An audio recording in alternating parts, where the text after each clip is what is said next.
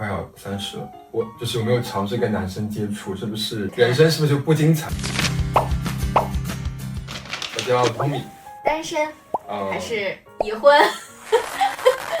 不方便透露，怎么说单身还是不单身？现在这个状态，说单也不单，说不单也不单。你还记得第一次对一个男生心动是什么时候吗？那一刻发生了什么？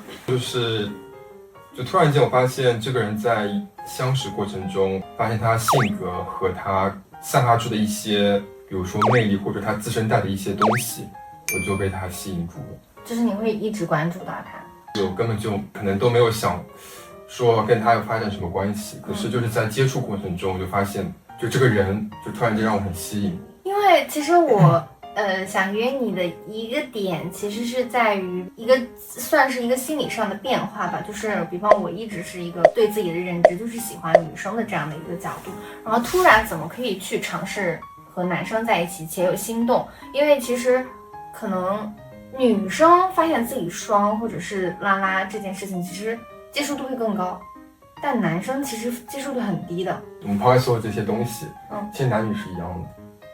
其实男女真的是一样的，只是我们赋予了不同的性别，但其实是一样的。就是我喜欢的类型从来没有变。我之前那个女生就是这个性格，就我很心动那个，就是很男版的前女友。我其实真正知道肯定是这几年才知道一件事情，但之前我会觉得会有一种迹象，但我没有去想这件事情对我来说没有意义，因为我有女朋友，我喜欢女生那个时候，而且那个时候我觉得如果我是那个喜欢男生的话，其实会有一些社会压力，我也不会去想他。但对我来说，我反正喜欢女生，那何必去聊那些麻烦？对，然后其实那个时候我包括去看男生之间那些同性电影啊，或者甚至是那个碰的那种片子，其实也没有很反感。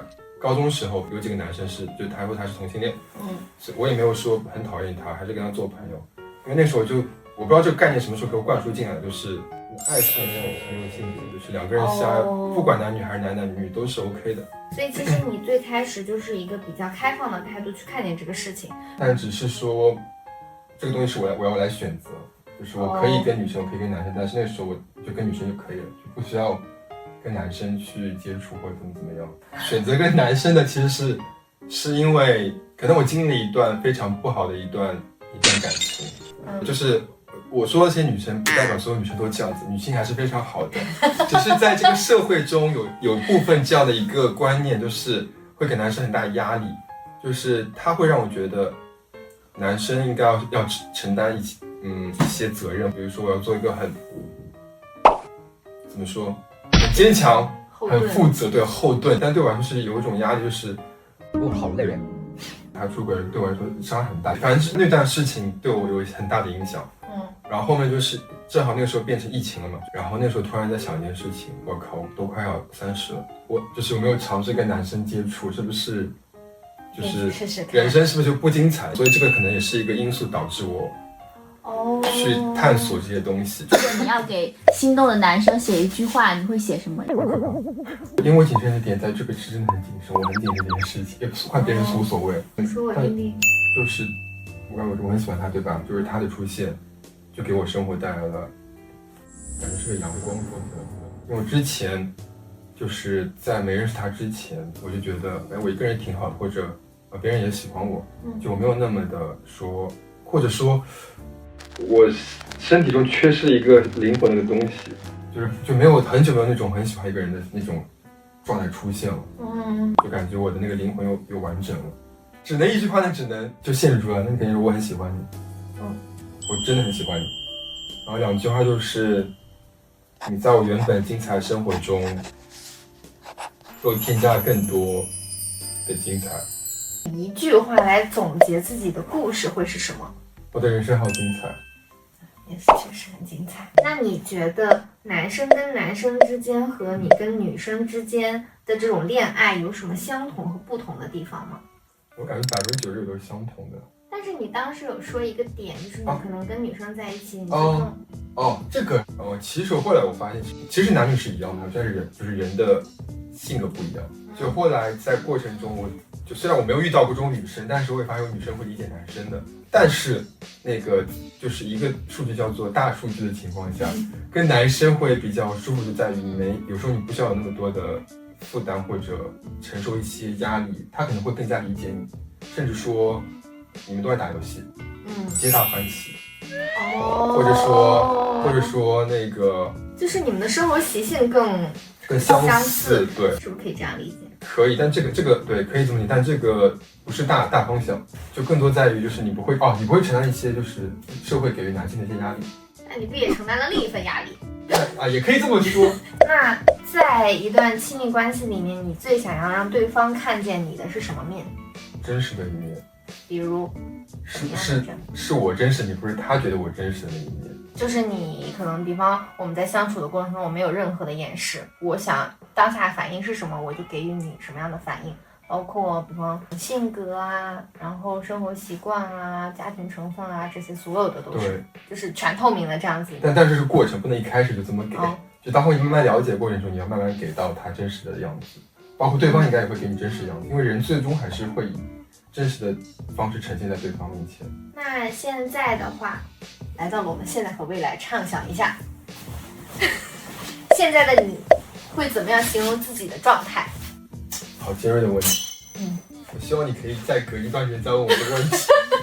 这么说吧，就非常笼统，就是他把我很好的一面又激发出来，也把我很不好的一面也激发出来了。最好的一面就是对我更接受我真实的自己了，然后我敢去说出我是那个双性的身份，我更有勇气做一些事情了。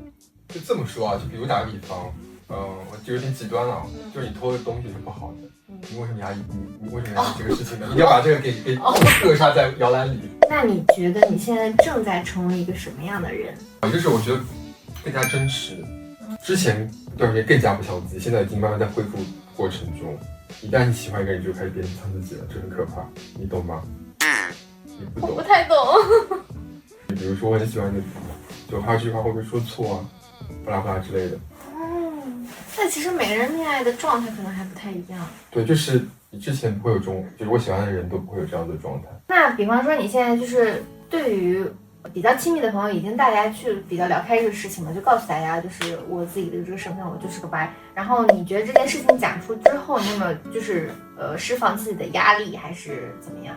我不想告诉大家原因，我这个东西一旦说出去之后，就成为你们的谈资，甚至你们会变得加去猜一些其他事情。跟大家公开我是白之后，大家就猜，那我同意不是白，就是 gay。然后他们都不相信我之前谈过女生。那我可以证明他之前谈过女生。